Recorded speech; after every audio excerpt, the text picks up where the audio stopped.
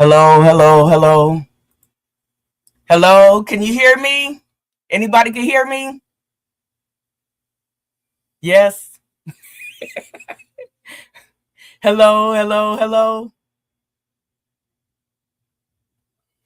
Can anybody chime in and let me know if you can hear me?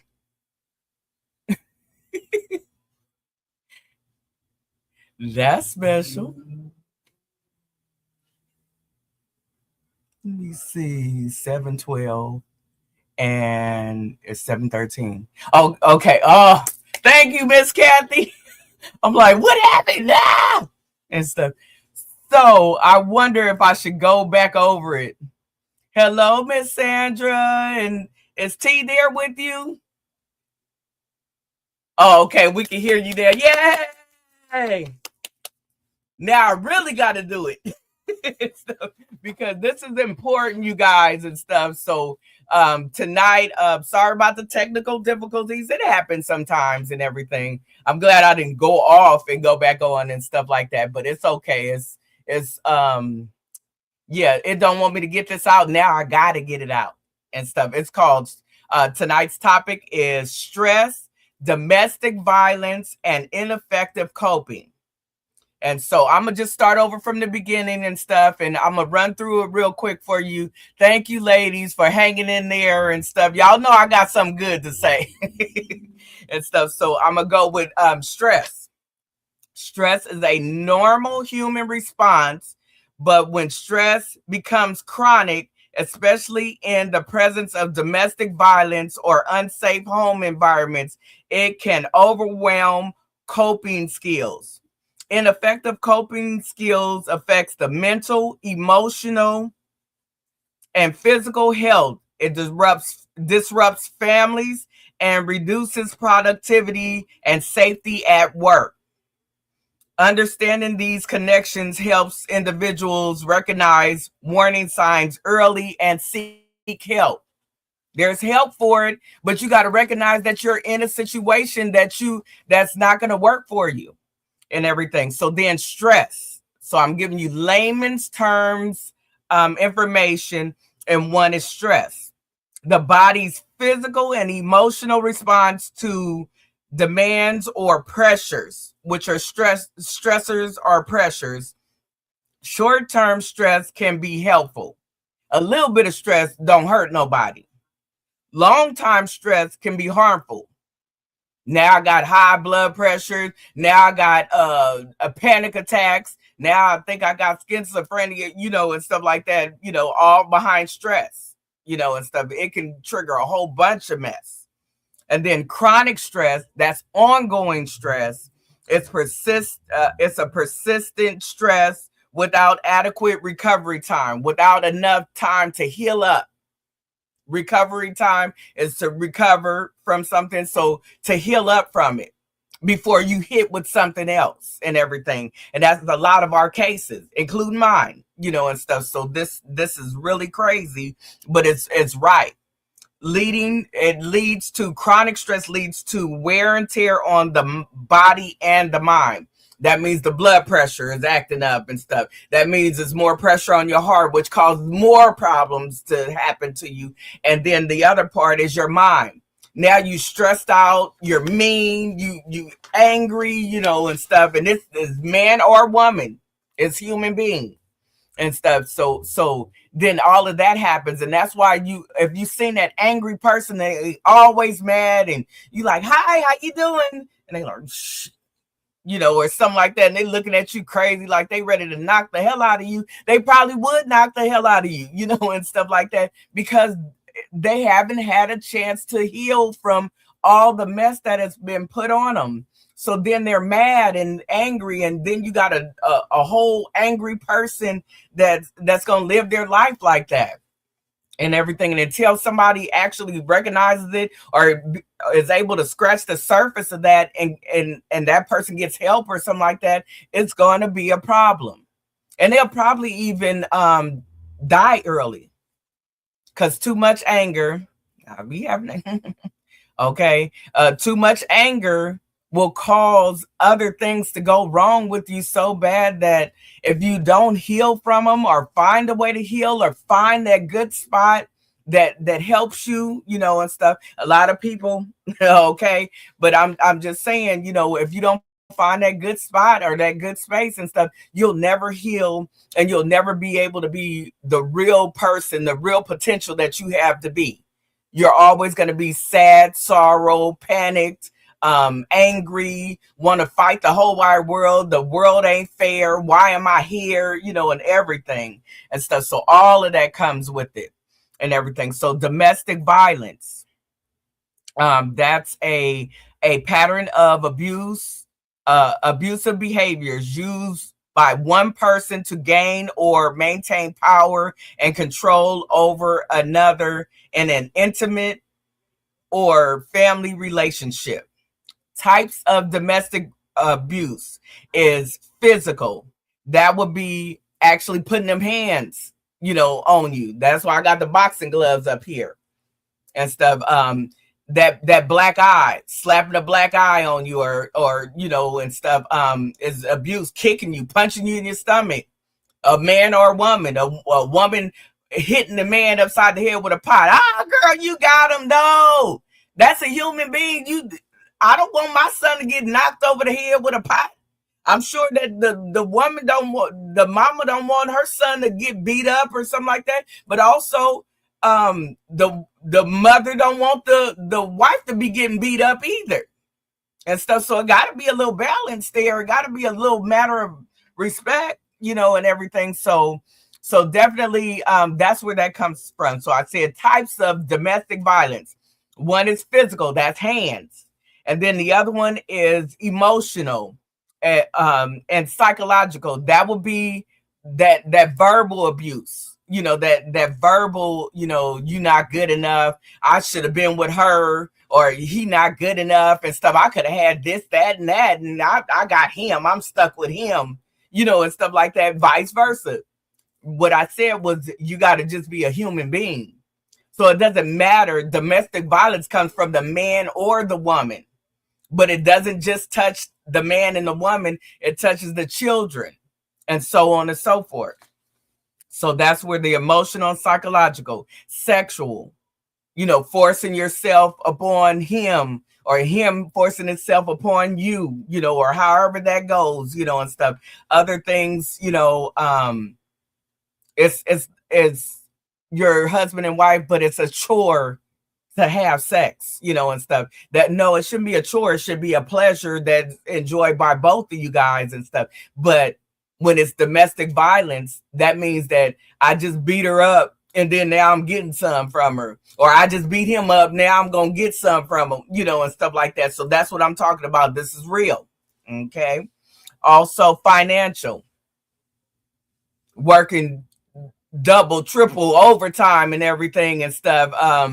To buy the kids all this stuff that they really don't need. They need 1 to 2 good solid presents, but we tend to have the whole tree filled up with 1,000 presents and stuff like that for the kids and stuff, and they can't even play with half of them and everything and stuff. I just discussed that with my daughter-in-law, and everything about buying the kids some. I got twin grandsons.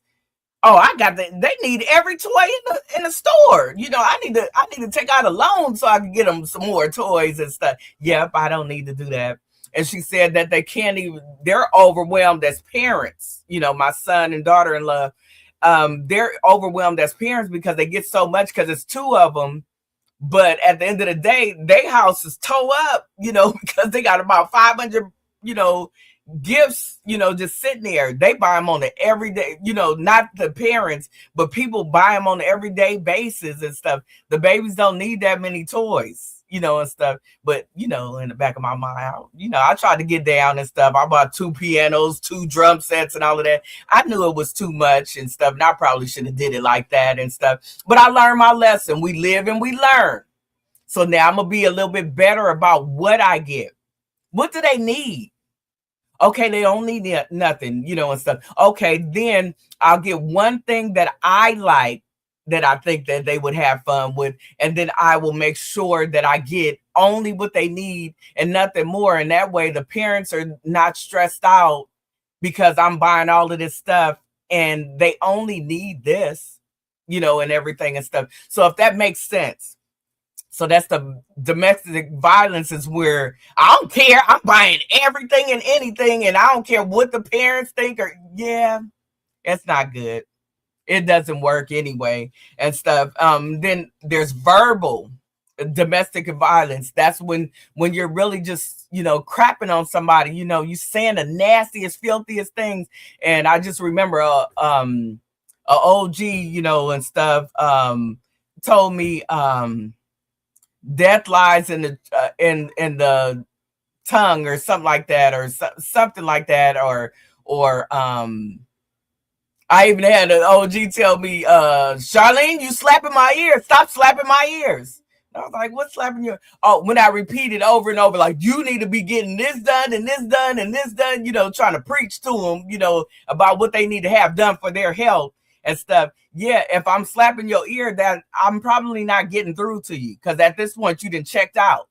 You don't want to hear what I have to say, you know, and stuff. So it's okay and stuff, but at least it was said. So I knew to be quiet at this time, you know, and everything and stuff. So that type of stuff. And then there's digital. I don't know if y'all have heard of it and stuff, but how many sex tapes have came out of different celebrities and stuff? Remember, we not celebrities, you know, and stuff like that. So what happens to us, you know, when somebody is putting on the internet unflattering pictures of you or something like that, or some type of, you know, things that you did in the intimacy of you and that person or something like that, and then they blast it and put it digitally on, you know, for everybody to see, something very intimate and stuff. That's terrible and everything. And it's also violence. It's a part of a domestic violence. You had an intimate relationship with that person and stuff. Then there's also stalking. And that's when, you know, a person doesn't get that they can't have what they want, you know, and stuff. Like, that person doesn't belong to you, so you can't stalk them and everything and stuff. But this could be male or female and stuff. You're stalking him because you want him, but he doesn't want you. He's, you know, here, you know, and everything and stuff. Same thing with a woman, you know, and stuff like that. It's vice versa and stuff. But these are all a part of domestic violence, because there was an intimate moment where that person that's doing the stalking felt like they should have a relationship, could have a relationship, or maybe did have a relationship, and now it's done. And then there's still that constant fear that they're behind you. Somebody's watching me. I always feel like somebody, what is that? I forget who sang that and stuff. Somebody's watching me and stuff. Yeah, I can't get no privacy and stuff. That's where that comes in at. Also, okay. Also, there's work-life stress. This one makes a lot of sense also. And work-life stress. So stress is caused by an imbalance between job demands and personal or family responsibilities. And how stress and domestic violence and coping are connected. Domestic violence is a major chronic stressor. That's an ongoing stressor. Ongoing stress is always something happening. Always something happening. I don't get a break to recover. It's just now it's the next. So I never heal. So now I'm getting mad, you know, and stuff. I ain't healed yet. And you okay. So that's what I'm trying to, I need you to just feel it, you know, and stuff, because that's where it's coming from and everything. So then chronic stresses weakens coping skills. So chronic stress, never catching a break, never getting a heal, never recovering from the last big dump on you, you know, and everything and stuff. And then it weakens your ability to be able to fix it or to overcome it and stuff. It weakens that, because your coping skills, that means your ability to understand life and how it's coming at you and make sense of it so that it doesn't kill you and stuff. It weakens that skill to help you solve the problem so that you can move on with that and heal from that and go on to the next problem and the next problem. If you never heal from the other 10 problems and stressors and stuff, then how can you heal from what's coming out? Now you're coming at it with such a blinder on everybody's attacking. Everybody's doing this to me. Everybody's doing that to me, you know, and stuff like that. So that's where that comes in at. Because if that person never gets a chance to heal from the other 4, 5, 6, 7, 8, 9, 10 things and stuff, then how they gonna heal from this one? Now it's another one. Come on, you know. You see what I'm saying? So that's what I'm trying to get with that and stuff. Also, work stress can worsen home stress, and home stress can impair job performance. Work stress. They want me to do this, and I got all this stuff, you know, as a nurse. I got all these health streams. I heard some nurses talking about this just recently and stuff. I got these health streams. I opened up the health streams and stuff. It got 15 health streams, and I got to do this before Christmas and stuff. When I'm going to have time? I'm always working. They got me working doubles. They got demanded overtime. They calling us in on our days off and stuff. Can we work a shift and this and that and stuff? And how am I supposed to do that? And then I got to go Christmas shopping for my family. And okay, so you see how the work life, it overwhelms you so bad that you can't even do what your home life is. Now your home life becomes a stress because they don't even need all them toys and stuff. They don't need no gifts and stuff like that and stuff. They see me working hard and all of this stuff, you know, and everything. Yeah, they need some gifts, or they like them. They ain't gonna turn them down, you know, and stuff like that. But you see what I'm saying? Like, you working so hard because they're demanding more and more and more and more from you. And then it imbalances your home life. So then home becomes stress instead of I got to get home. I got to get home so I can get me some rest, give me a bubble bath, you know, wash off all the crap I had to go through, you know, and stuff like that. But then when you get home, it's a stressor because they like, I want this. Wasn't we going to pick out a tree? F the tree, you know. But you know, I'm saying that because it's like a tree. Do you know what I just had to do? They made me do 86 health streams, and they made me do this and do that and do this, and then they deny my PTO. They want me to work on Christmas. Let's see if that happened. But anyway, blah blah blah, and so, you know, and stuff like that. And you like, and then I gotta come home and get it from y'all. Y'all could have went out and picked the tree out yourself. Y'all don't need me for no tree. But they might need your money. So I'm just saying. But I know this is my examples and stuff. It's not anybody's examples. But I'm saying all of that to say that that's what literally happens. So remember, the topic is stress, domestic violence, and ineffective coping skills, meaning unable to problem solve correctly. You do it in a way when you try to problem solve, you cause more problems on yourself. So it's ineffective. It's not effective. It's not getting the job done and everything. So that's where that comes in. So then also, children exposed to domestic violence experience or toxic stress, they often, it affects their development and everything. That's when mom and dad come home, they both tired. One probably going out to work and the other one coming in from work, you know, and stuff. They tired. They don't want to do nothing. You didn't do nothing all day while I was going to work all day, you know, and blah, blah, blah, and so and stuff like that. And all of that's coming in on you and stuff. And the children is sitting there like, damn, they fighting. We ain't getting nothing for Christmas but some cold. We ain't getting nothing happening. Welcome on in, Antoinette. That's my cousin. Welcome on in, my dear. She says, sorry I'm late. I'm here. Everyone, good evening. It's Tony. Yes, it's okay and stuff. And you make sure that you go back and check the do the replay and stuff at the end and everything and stuff. But I got on. You didn't miss nothing because the first 15 minutes, I think I was on here talking.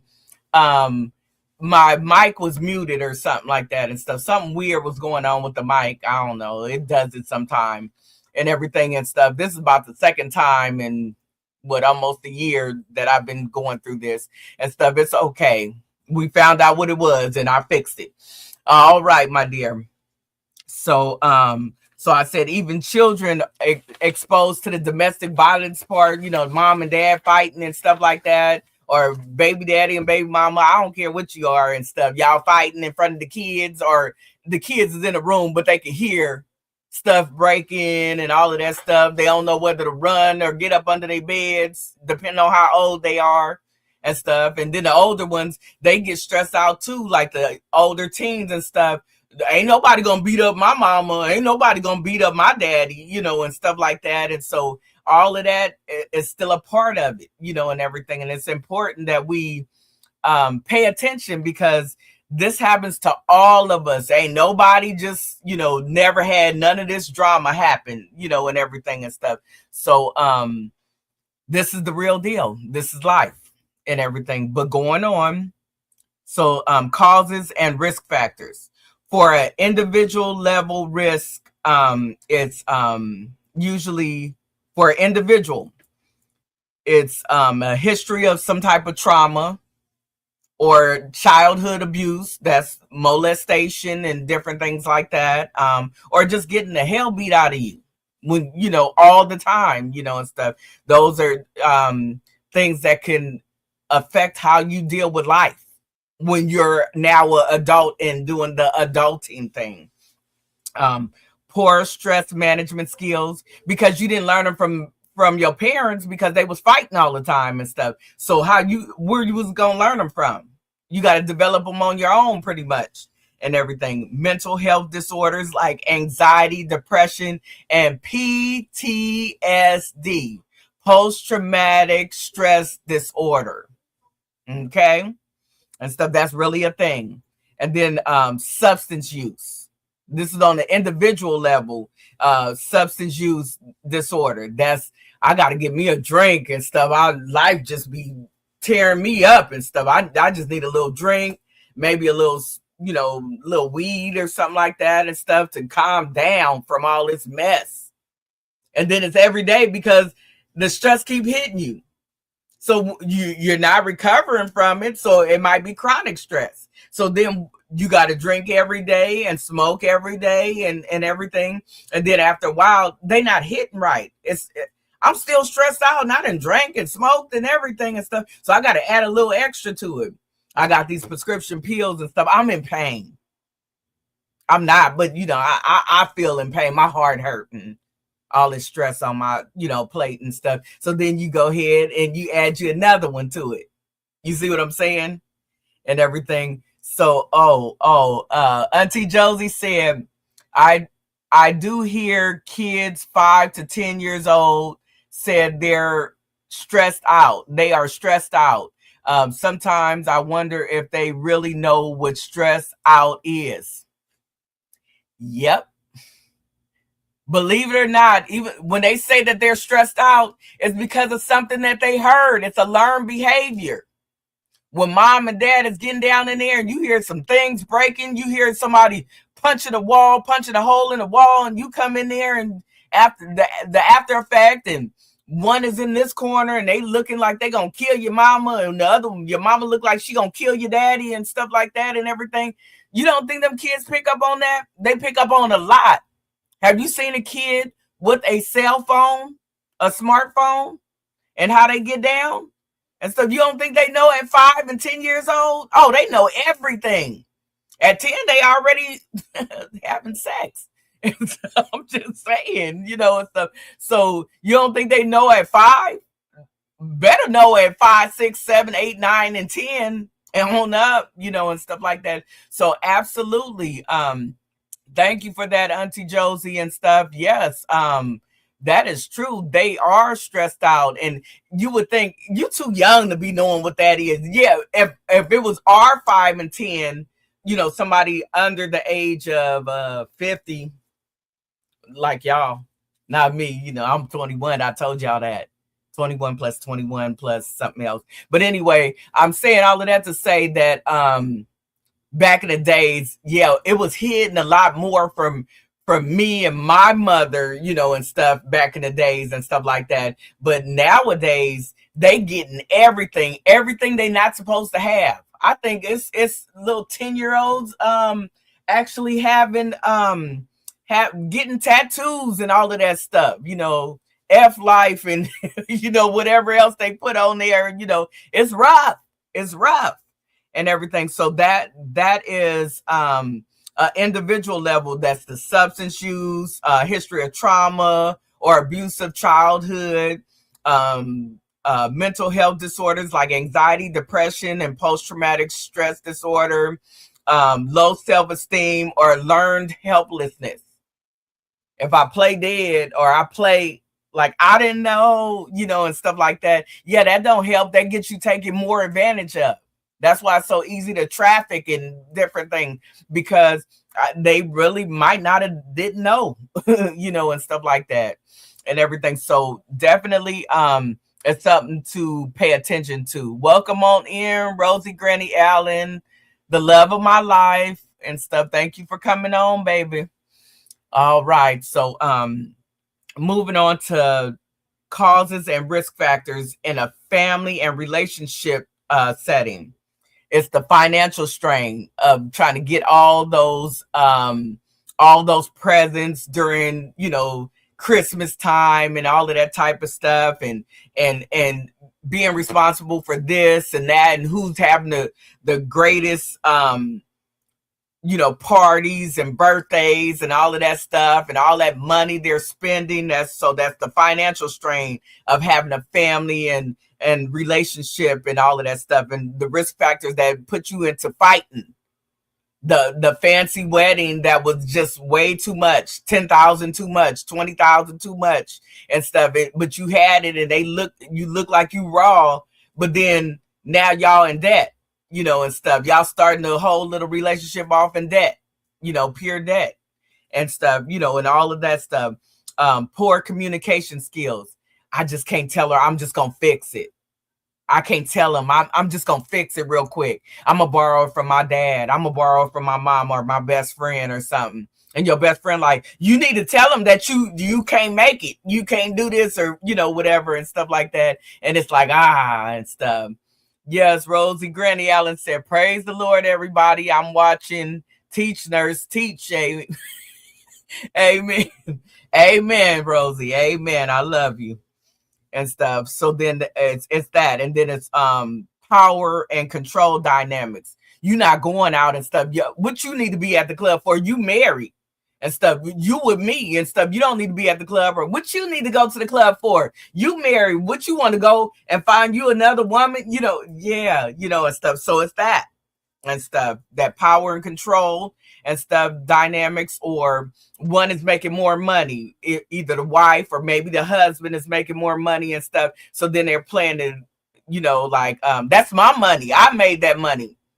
But I let you go to school. Well, I took care of the kids and everything so that you didn't have to go through all of that. And I work, yeah. I'm just saying, this is taking a look into it and everything. And then it's social isolation. They don't want you to go anywhere, and stuff. They don't want you to do anything and stuff. They're like, what's up here, and everything and stuff. So it's that isolation and stuff, you never go out no more and stuff. What's wrong with you? Or he'll never get to go out. We just want to go fishing. Me and the boys want to go fishing. Fish by yourself. Y'all don't need my husband to go out with you. I'm just saying, and stuff, because it could be something as innocent as that, or it could be something a little more special, and they experienced it, so now it's a problem, and everything. So that type of stuff.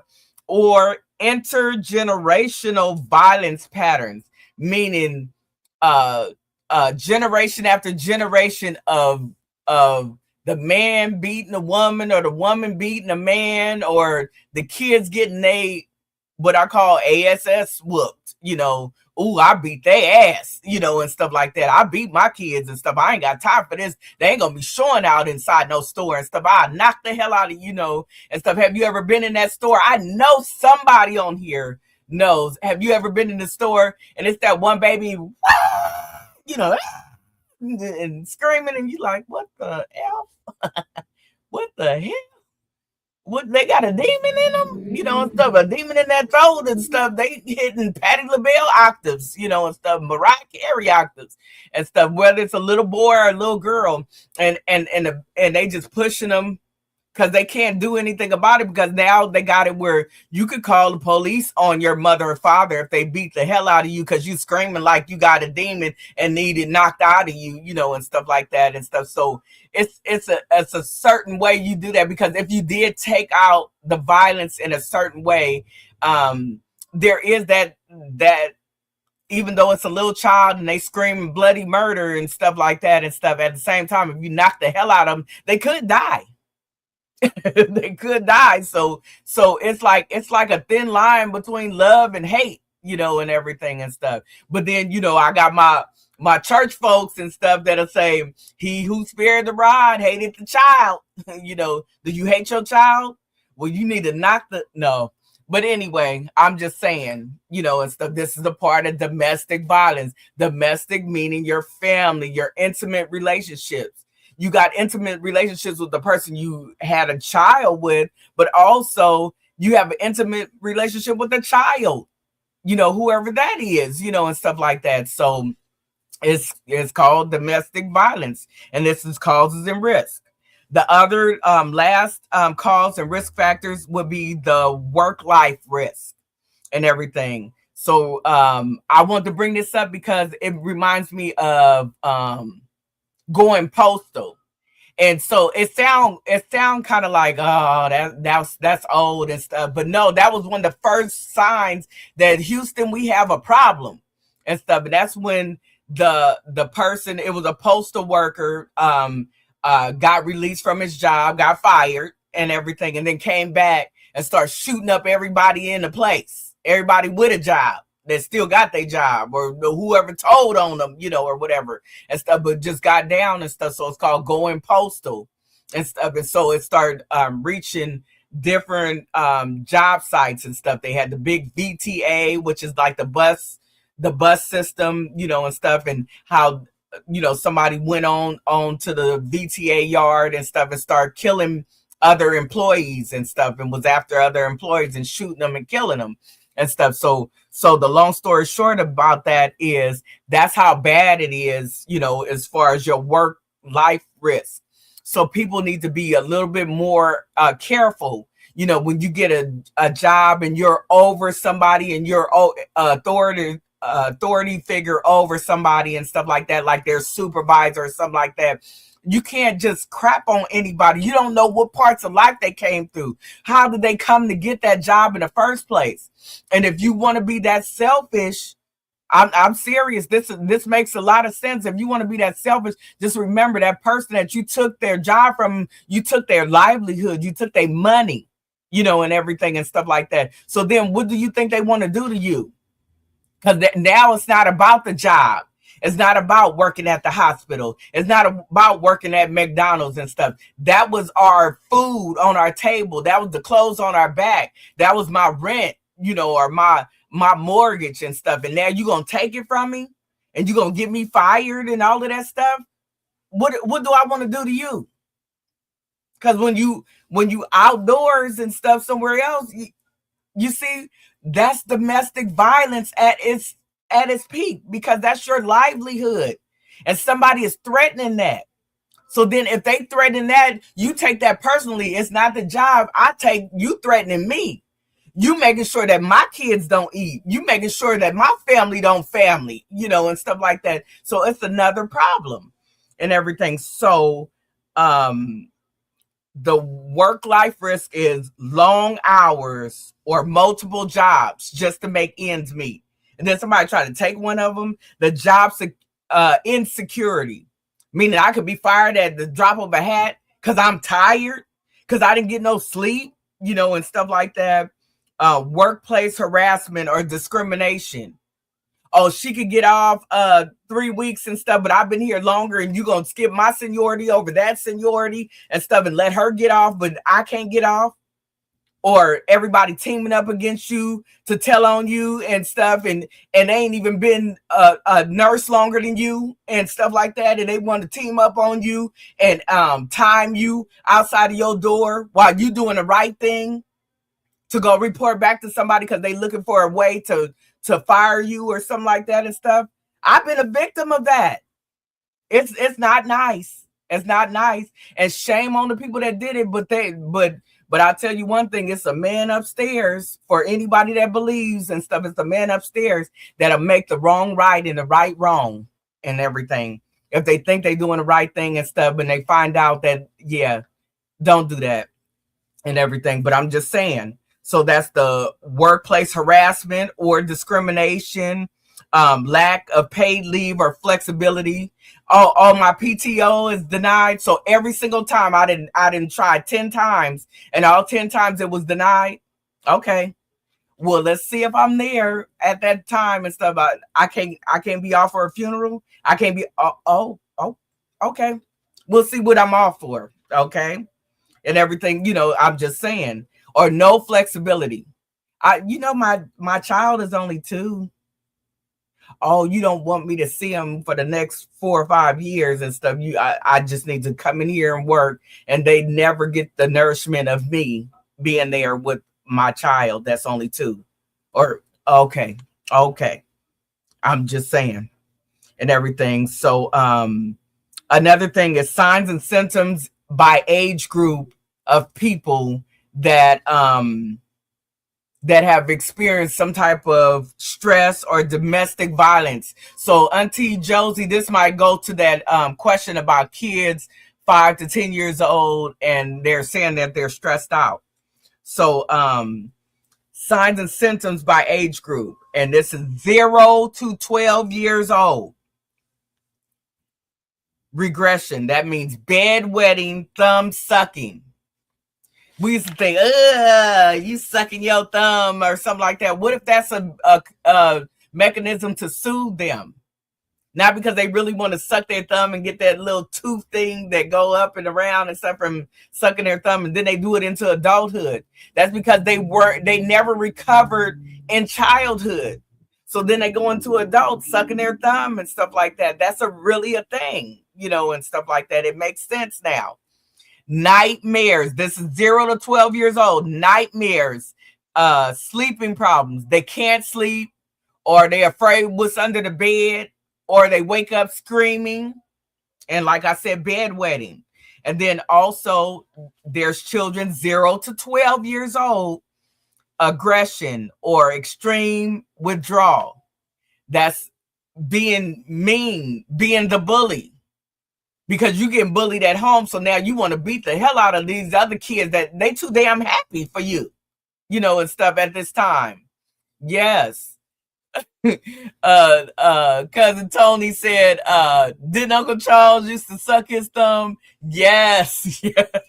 All the way up into adulthood, we used to be like, I don't want nothing that he touched. He had that, but it was a soother for him. So it soothed him when he was a child, and he went into adulthood with this. And I think it soothed him as an adult also and everything and stuff, because he definitely had a hard knock life, and stuff. But yeah, that's one of the main ones I think about when I think about sucking your thumb in adulthood and everything. But that's where that type of stuff comes from. It's what they call a coping mechanism, but how inappropriate that is to be always sucking your thumb, and you a grown man and stuff, and you a bagger, or you do like make cheeseburgers or something like that, and you touching other people's food with your little thumb, that you put in every chance you get into your mouth. So yeah, that's a big thing and stuff. But I'm talking still about 0 to 12-year-olds and stuff. Trouble concentrating at school. They just getting bad grades and stuff. They're not getting bad grades because they dumb. They getting it because they didn't sleep, because they scared, or they heard something, or y'all was fighting. The parents was fighting, or they don't know if they're gonna get put out, the house or something like that. And is we gonna be homeless, or and stuff. And they thinking about it too. Like, damn, we're gonna be homeless. We ain't gonna have a house and stuff like that. It's a bad thing. It's reality though. And then last but not least, 0 to 12-year-olds having frequent headaches and stomach aches. Oh my God. I don't feel good. My stomach hurt. My stomach, yeah, because they stressed out. They do get to be stressed out, and it's younger than that, Auntie Josie and stuff, younger than 5 to 10 and stuff. You might catch it. They might not know how to express it before the age of 5, but a lot of them do know how to express it. Or when you see them kids on social media and stuff, and they, I pay the bills, and walking around with his little diaper on, and he's sagging with his little, and stuff like that, talking about that and stuff. I'm grown and all that. That's a learned behavior. That means that baby, if not corrected now, is going to grow up to be something to deal with. Just put it like that. Then you got adolescents. That's 13 to 17 years old. And adolescents, their way of dealing with domestic violence, stress, and mood swings and ineffective coping is the mood swings and irritability. They want to fight. They want to knock the hell out of somebody at all times, and everything and stuff.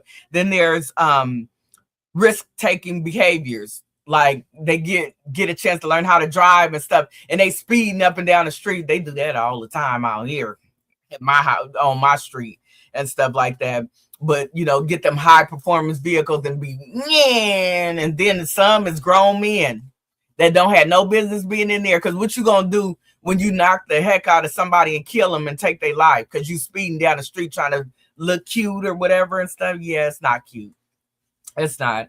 Do it on the freeway and stuff. You got a better chance at not killing people and stuff, not where it's pedestrians. But anyway, substance use. So this is when they get into that. They gotta have that weed. They gotta have that drink. They got a hard life. Mom's always on my case. This is the young men. Mom's always on my case. She get on my nerves and stuff. I can't have no female over. And blah blah blah. Or young girls, sneaking over to the little boyfriend house. She won't let me have him, and I love him, and and this and that and stuff. And they don't even know what love is, but to them, they think they know what love is. And so, especially when they start, when the love start beating you up and stuff, then, I seen it. My mother and father did it. So I might as well, get on down too. Let them beat me up too, or something. I'm just saying. Declining school performance, of course, bad grades and all of that. No, they're not dumb, but you should get them some therapy so that they can bring it on back up before college time.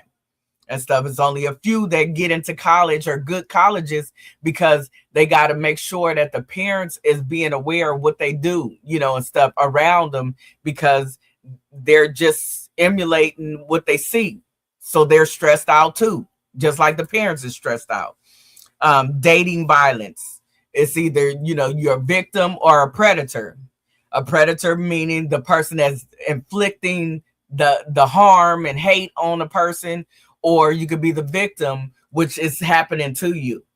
But you also opening the door to let them know nothing gonna happen to you because I'm used to this already and stuff. So go ahead and beat me, or whatever and stuff. I don't deserve nothing better than you, or whatever and stuff. So it's certain things.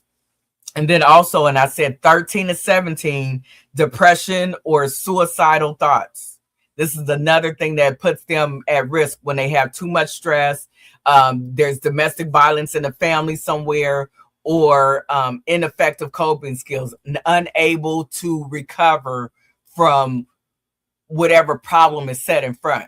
They're not able to solve it themselves. Usually the mother or the father solves it for them, or somebody else, the bigger brother, the bigger sister, or something like that. But when that happens and stuff, it's a problem and everything. So that's 13 to 17-year-olds. Adults, 18 to 64 years of age, they deal with, these are their risk factors: anxiety, depression, panic attacks. Panic attacks is that feeling of impending doom, and it's right now and stuff. The blood pressure shoot up and you feel like you're running, but you sitting still, and stuff. And then you're thinking, you're panicked when you think and stuff like that. It's really bad, and it almost makes you feel like you're gonna die right there within the next couple minutes, if somebody doesn't calm you down. Your blood pressure go up, somebody, and stuff like that. It's really bad, and stuff. Also depression. I just wish I wasn't even here. I wish I was dead or something, and stuff like that. Like, wow, you wish you were dead. There's never going to be another you. But this is reality. I wouldn't say it if it wasn't, and everything. So also chronic fatigue. Fatigue is unusual tiredness. Like you're extra tired, but it's chronic. So it's an ongoing extra tired, if that makes sense. That's what chronic fatigue means and everything. Then there's the other things. Headache, GI issues. Oh, I got the bubble guts. Oh my God, my stomach just hurt every time the alarm go off and it's time to go to work and stuff, and my stomach is hurting. I don't even want to go. I should call in, and stuff, and all of that stuff. This is all a part of stress, domestic violence, because domestic violence is your work life, your financial life, and everything and stuff. So that's your work life, your home life, and all of that stuff. So I don't even want to go in. I got the bubble guts and everything and stuff. And then what else? High blood pressure. Yeah, they asked me, your mother been sick and everything. She's dealing with, cancer and all of that stuff, and how you doing?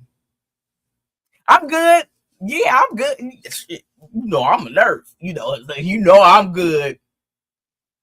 Guess who had to snitch on themselves? Your body is a snitch. This one right here. And guess what? She on some little blood pressure medicine. Now, I understood the assignment, so I can't preach it to you unless I got to preach it to me. That's why I told you I can't tell you without telling me. Because guess what? Just like your life is lifing, my life is lifing. I wasn't good, but I was smiling, talking about I was good. Yeah, I wasn't good. No, I wasn't good. Okay. And stuff. So then we got older adults, 65 years and older. And that would be, I'm sorry, the 18 to 64-year-old or adults and stuff. They substance misuse, meaning I just took a couple pills to, make sure I got to sleep on time and stuff like that and everything, because it's just too much stress on me and stuff. I'm tired of this, or that person that's always calling in. You best to believe they got some things they dealing with and stuff. It ain't just that they're all together lazy, because anybody that want that money and stuff. But some people don't care, and money rules everything around me or something like that. And then some people is like, I'm calling in. I don't have to be here and deal with this. I don't have to, this and that and stuff. So it's all those little emotions and stuff. Could you imagine how hard that is? It's rough and stuff. So that part. And then also that's the substance misuse, and then also relationship conflict or isolation. Cutting yourself off from, the opposite sex, not dealing with nobody and everything and stuff, because you don't even have time, and stuff, or your life is going so hard that you don't have time to, pay attention and stuff like that. And then you're cutting off and isolating yourself from that part of fun. And anybody that brings that up to you, you ready to fight, and stuff, or tell off, because why should you be telling me, that I need to get out and date or whatever and stuff, why? I don't have time. And stuff. My job asks for everything, and stuff like that. So it's all of that. So just wow, it's very special. And then there's the older adults and what they get, and that's 65 plus. So 66 on up, till they leave on out of here and stuff. And their thing is depression is a big deal for them. from stress, domestic violence, or ineffective coping skills and stuff, their number one thing is to be depressed or to go straight to depression. They can't do nothing about it. They didn't got, up in age, so they're in a weakened state. So they don't feel like I can't fight you. And if my own child is coming up against me and clowning me and stuff like that, it makes it worse, and everything and stuff. So it's that factor. And then changes mentally. They already trying to keep their mind together, like everybody else and stuff, but confusion and memory issues and different things like that. Another thing is increased falls or injuries because they're confused. They don't, they'll misstep and they balance, their coordination is off. Sometimes they might be dizzy, don't know how to explain it, and stuff like that. So it's all of that and stuff. And then financial exploitation by their children, and stuff like she won't miss this if I took a check from the back of the checkbook, or something like that, or got some credit cards in their name and stuff. They not using it and stuff. I could use their credit. They got good credit anyway, or something like that.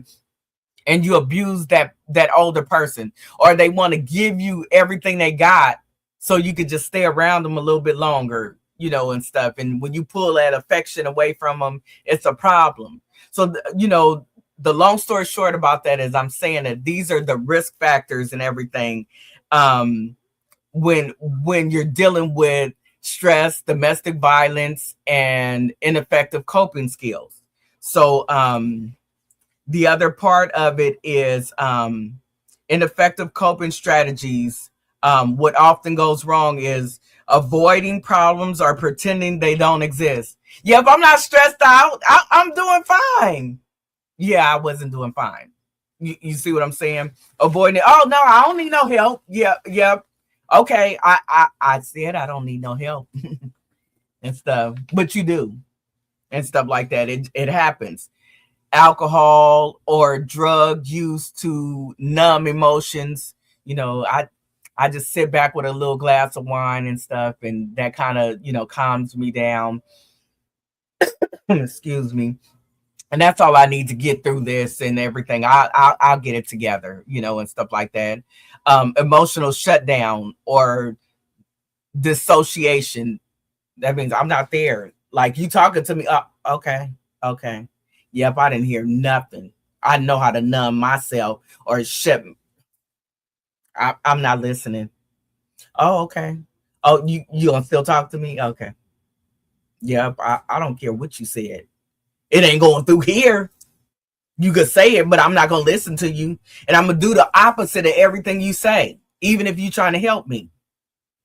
And so if you don't know what I'm going through, you can't understand me. So, okay. So it's just as cold as that. Also, there's explosive anger or aggression. I want to fight. Let somebody come up against me. Watch what happened. And stuff. Welcome on in, Miss Whitney. She said, yes, I do agree. Ask for help. Reach out. Absolutely. I think we was talking about something similar stuff earlier today and everything. That's right. Getting some help because you can't do it alone. Okay? And stuff. So guess what? When I'm teaching me too. I'm teaching on blood pressure. I'm teaching me too. Because guess what? I got a blood pressure. So it don't matter and stuff. Guess what? I could have a stroke. It don't matter. I'm a human being. So that's why I do this and everything. And then I told you the explosive anger, and stuff like that. And also overworking to escape home stress. That's the dad that you don't see from sun up to sundown and then beyond. And then he go out with his friends afterwards and stuff. And it's like, what happened to, your daughter just started walking today, and stuff. And you missed it because you gone because you don't even want to get the home stress. So you stay at work and stay there. It's more fun to be at work than it is to come home and deal with whatever's going on there, and stuff like that. So it is that type of thing going on. And then self-blame or shame. It's my fault. I'm just embarrassed. Like, I don't know what to do, and what can I do? How do I fix it? You can't fix it, and stuff. It's really that bad and everything. So healthy coping strategy, what does help? Counseling, therapy, that EAP, employee assistance program. Yes, and counseling and stress management, and learn how to put these things in a little box and tackle them a little at a time instead of them tackling you all the time. Put them in a box and then get to it so that you can start healing in between all the hell that's going loose in your life. Welcome on in, Mr. Buckner. My dad is on, y'all, and stuff. He said, work hard, play hardest. Yeah, something like that. Yes, and stuff. Work hard, but also make sure that you recover from it so that you can get back to it again, and stuff. And it's not like you get the bubble guts like, I really don't ever want to go back to work again, because everybody's seen it and did it, and everything. But that's where the pressure come in, and it's tough. But remember this: stay off your own back. You don't need no more. Life is already lifing on you. You don't need to be on team lifing on me, team 2, by destroying you. Because once you gone, you gone. You're going to go ahead and destroy yourself with the world. It's not happening and stuff. So what I said helps the counseling for individuals, families, trauma wise and everything. Welcome on in, Miss Maria, my cousin Maria. She said, thank you for your transparency. This is good. Thank you. Because this is the real stuff. We all dealt with it. And if I be wrong, if I sit up there and said that I ain't never had no domestic violence, I ain't never had no stress. Yeah, if you see that lie on me and stuff, remind me I was lying. I didn't had a little bit of all of that. And I ineffectively cope. That's why I can tell you about it, because some things I've healed from, and there's other things I haven't healed from yet. But I'm also human. But I guess even after watching this and stuff, and I watch the replay and stuff, I'm going to go back to it and be like, yeah, I'm right. You right, girl, whoever Nurse Charlene is. Yep, you right and stuff. I'm about to start doing this and stuff, because I got to teach myself while I'm teaching you. And it's okay to do that and stuff. Never think that you know so much that you never can be taught nothing, because I'll show you a fool. A pure fool and stuff. So also social coping, support from trusted friends and family, people that want to see you do good, that want to see your life get better, and everything. Support groups, domestic violence survivors, and stress management people, and stuff. Those groups can help a lot. You'll be surprised. You ain't never tried it, so that's, you see what I'm saying, and stuff like that. Community or faith-based resources. Get you a little church in here. It's okay. Yeah, don't worry about what everybody else talking about and stuff. What would Jesus do? And stuff. You got to get in there. And don't be sleeping on Jesus. He didn't sleep on you. But anyway, and so Maria said, we all experience life, and sometimes it's not pretty. And when it's not, we have to learn to get our lessons from it and move forward and heal. I'm just adding that to it. She said, move forward. And I said, move forward and heal. Amen. That's right, Maria and stuff. We got to get the lessons from it. That's why we're doing much better. Because back in the day, I might have looked like a totally different person and stuff. But, some people be asking, like, why she look like that now, and stuff. Yeah, because I had Operation Jesus get in. I let him in. Come on in, clean me up. I can't fix it. I don't even know how. But I tell you one thing, I got out of a lot of jams, and I was just like, oh my God, I don't even know how I survived that. And I'm just saying, that's me. That's me. It's to the God of your own understanding. And if you don't have one, you probably should explore it. You don't have to, do anything I say and stuff. I'm just saying as exploring it wouldn't hurt you and stuff. Find out what it's all about, and everything and stuff. You never know. It might be just that little bit that turns your life around, and stuff. So that's where all of this stuff is coming from. And then there's practical coping, safety planning for domestic violence situations. If you are in that and you have a history of that, being domestic violence and all of that stuff, having an escape plan for the male or the female. It doesn't matter. The husband or the wife, the boyfriend or the girlfriend, it doesn't matter. Having a way out so that you don't have to be, fearing for your life, or I gotta go back. I ain't got nowhere to live and stuff. And then go home and get the hell beat out of you. Is the hospital your new home now? Because that's where you at. And your eyes swollen shut, man or woman. Or you didn't got shot at, or somebody put a gun to your head.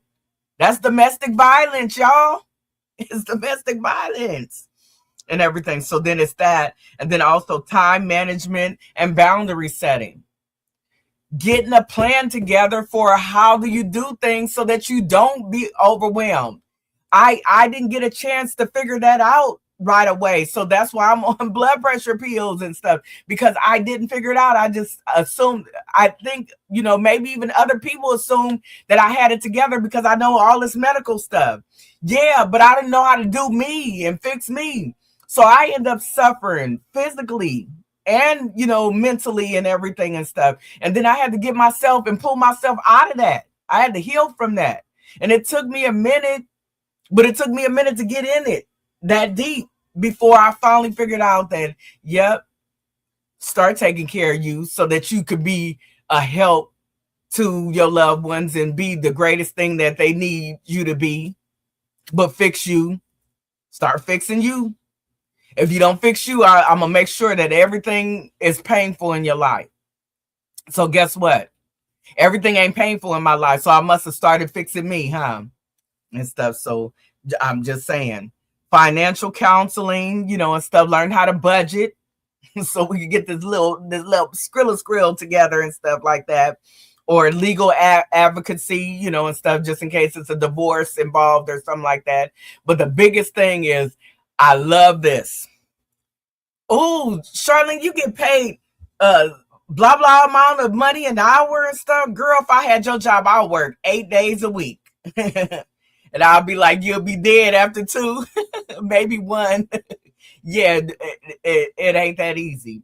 And anybody that's getting paid, your job is not easy. They don't pay you that much money for you to sit up there and, they pay you on the high risk, how much you got to put into the job, and everything. So what you said, Maria said, no, you wouldn't and stuff. They pay you like that. Like, if I got paid $150 an hour, shoot, girl, I'll be working all day and you probably kill somebody. Guess what? After 2 decades, I ain't working 8 days a week. I'm not working 7 days a week, 6 days a week either.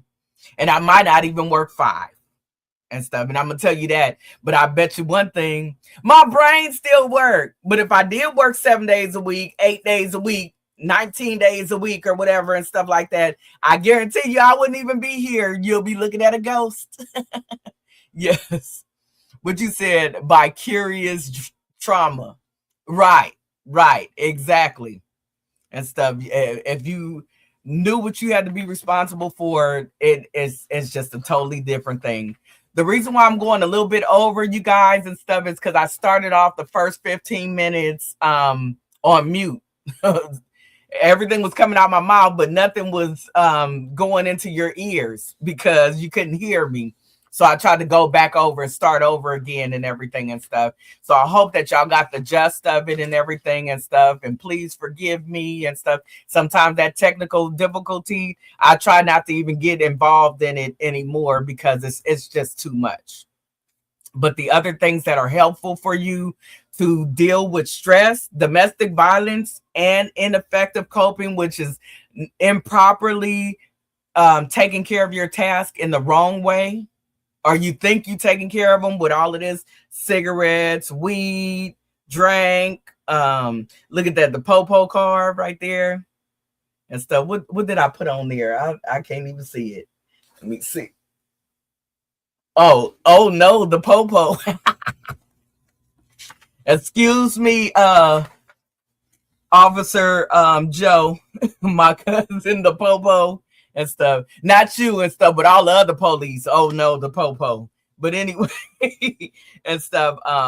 Mental health, getting some cognitive behavioral therapy, teaching you how to think and stuff. Trauma focus is that's for the PTSD, post-traumatic stress disorder and stuff like that. So you mental health wise, you could get those kind of behaviors. Family and couple therapy and stuff is always good and stuff, something not to sleep on. And you still get your church, and stuff, but sometimes you probably do need something that's focused on the family and the family dynamics to get to the good part, because you've been dysfunctionally functioning, and stuff like that. And then the domestic violence part, knowing the crisis hotlines, knowing shelters and transitional housing if you have to get out and take the kids with you and stuff. You can't sleep on the street.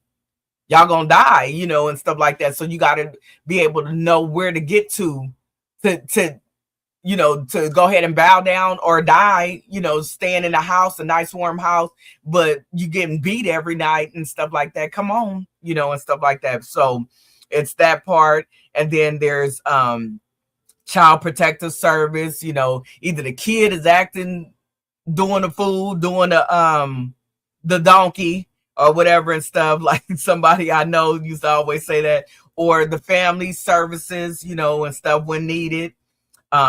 Workplace support, I told you that was the employees assistance program called EAP, where they get you counselors for whatever your such thing is going on and stuff, because sometimes you might need a little time off and everything. And then there's also a medical leave called FMLA, Family Medical Leave Act and everything. And it's an actual legal thing to protect your job when you can't cope effectively with life, and your job and stuff is stressing you out to the point where people are doing stuff, making it a hostile work environment and stuff like that, and doing stuff. And before you go postal, you get at least some help and stuff, and that might stop you from going postal and going up there shooting up the whole place and stuff, because they trying to take your job or something like that from you and stuff. So those are all things to have. And then I'm not going to go into the whole thing anymore and stuff like that, because it's been a minute and stuff. So I'm gonna finish it off with a couple little myth versus facts. A myth: stress is just a part of life. You have to tough it out. Okay, y'all. And so Maria said forgiving. That's right. You got to forgive, and stuff. And you got to be okay with that. That's called healing. If you forgive, you heal and stuff. The scars that are on you, it doesn't matter who you forgive. If they still messed up, let them be messed up by themselves.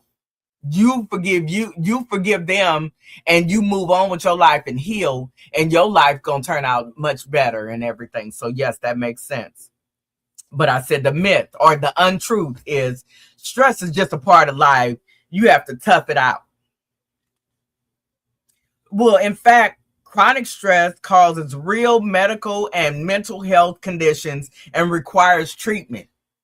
Not just therapy, but sometimes you might be put on some antidepressants and all types of stuff. You might need a counselor, because what if you develop so much stress to where now you want to come out trying to kill somebody, and stuff like that.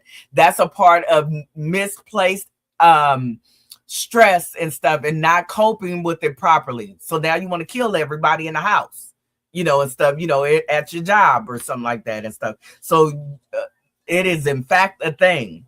And it's not just a part of life. It's if you can't deal with it and you never heal from nothing, then you got all of that on you, and then somebody brings something else to you. Because remember, they can't see what's going on at your house. They can't see what's going on outside of this or what happened in your childhood. They're not even supposed to know that. and stuff like that. So they're going to just ride you because maybe they're being ridden at home, but they got a little more power. So they want to attack you at the job. Yeah, it might be an attack. And you're right about that and stuff. But the wrong part is to attack the attacker. Make them pay for it by not knocking the hell out of them. Yeah, make them pay for it another way. It's other ways. It's happened to me. So it's other ways to make them pay. Myth. Domestic violence only means physical abuse. They only mean when they knock the heck out. Somebody knocks the Christ Jesus out of you. No, in fact, emotional, that means tugging at your heartstrings. That's domestic violence. Financial, holding back the money. I ain't gonna pay none of the bills. I bet y'all go out with me and my partners. We ain't paying nothing.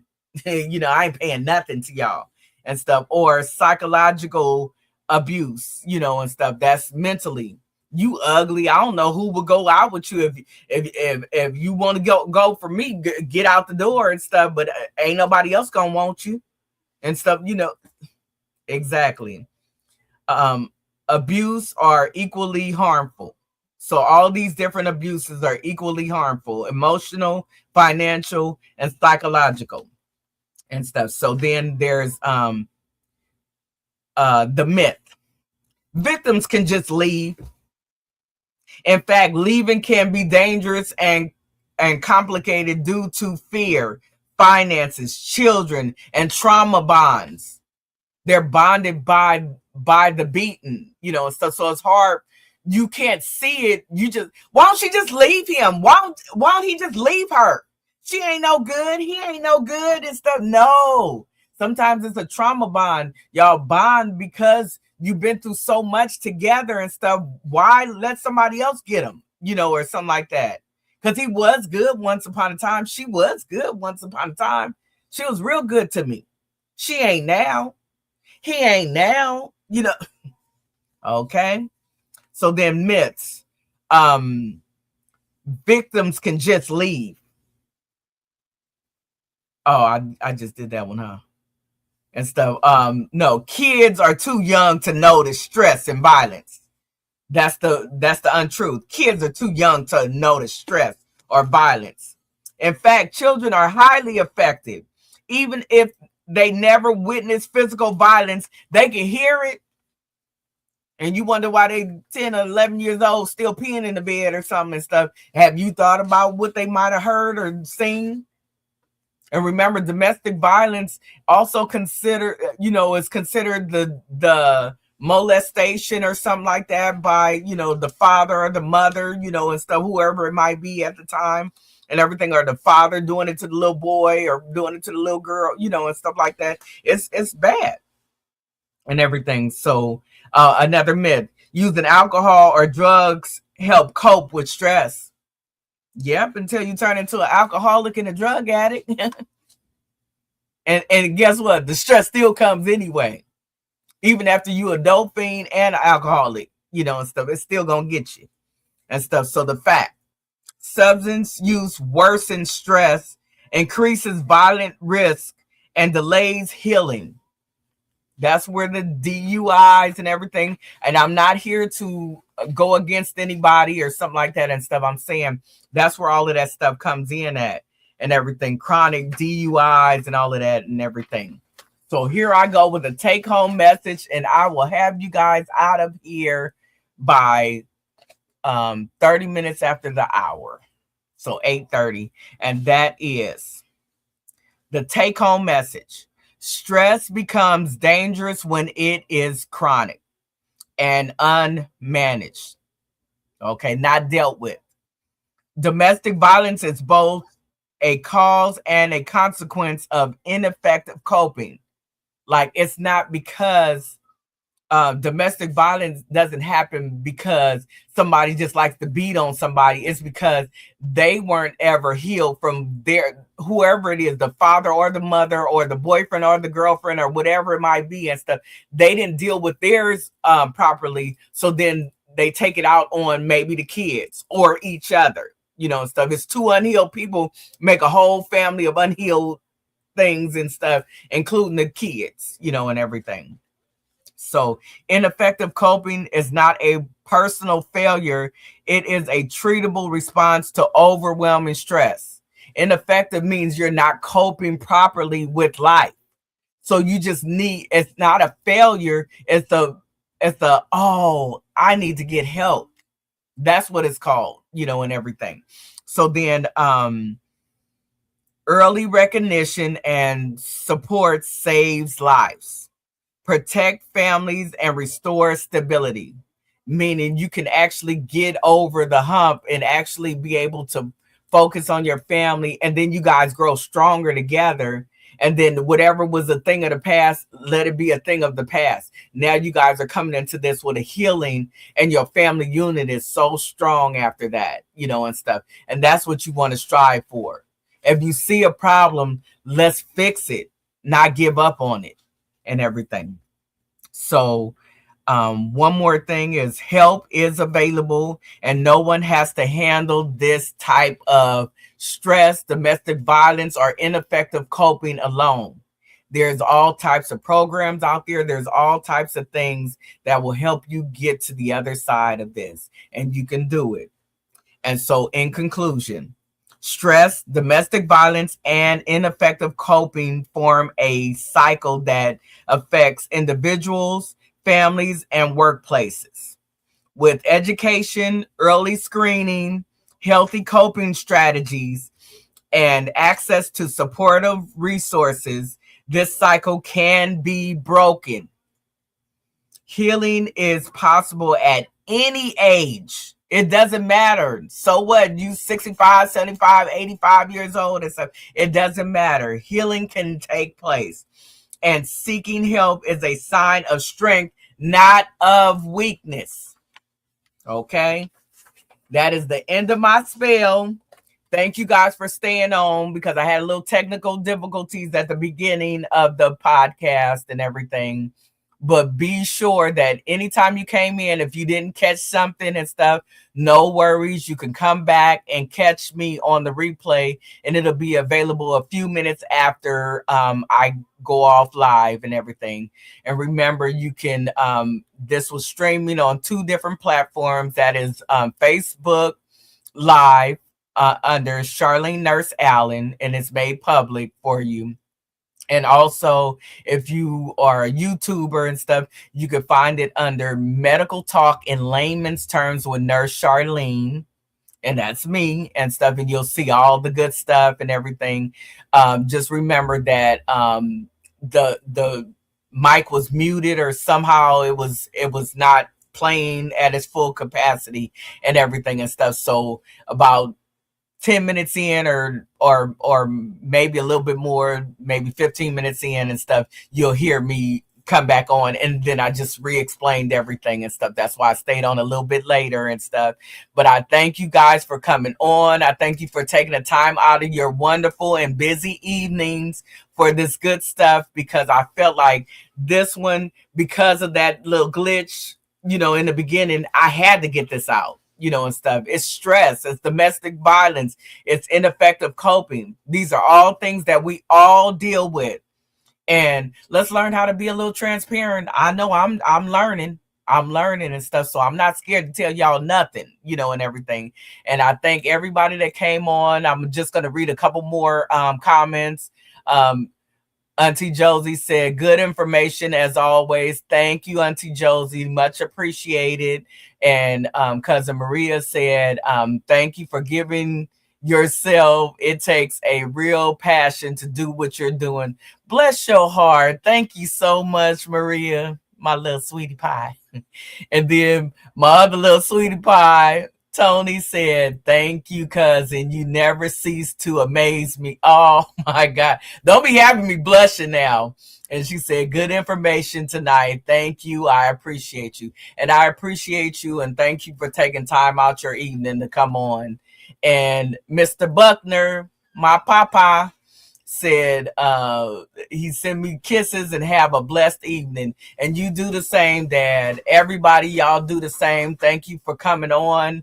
I gotta get these little nuggets out and stuff because it's a matter of saving somebody's life. And if I save one, I did everything I was supposed to and everything. So I thank you guys, and y'all take care until the next time we see each other. It should be on the 23rd. We'll play it by ear, but you'll know, right before and stuff if I'm coming on or not and everything. And anybody wondering and stuff, Miss Granny Rosie Allen is doing wonderful leaps and strides, a whole Whipple surgery for pancreatic cancer. And this woman is striving. She's breaking down the barriers. She's letting you know that all you got to do is, in her words, squabble up. And she squabbled up and had a whole tumor removed. It ain't no joke. And it's every bit of a miracle and stuff. So God ain't playing about his own. I'm gonna just tell you that now for all the believers and stuff. God don't play about his own and everything and stuff. So thank you guys for coming on, and y'all have a blessed evening until we meet again. Look, she said, Maria said, hallelujah. Thank the Most High. Amen. And thank God. Thank you guys. Y'all wonderful. Yes. Okay.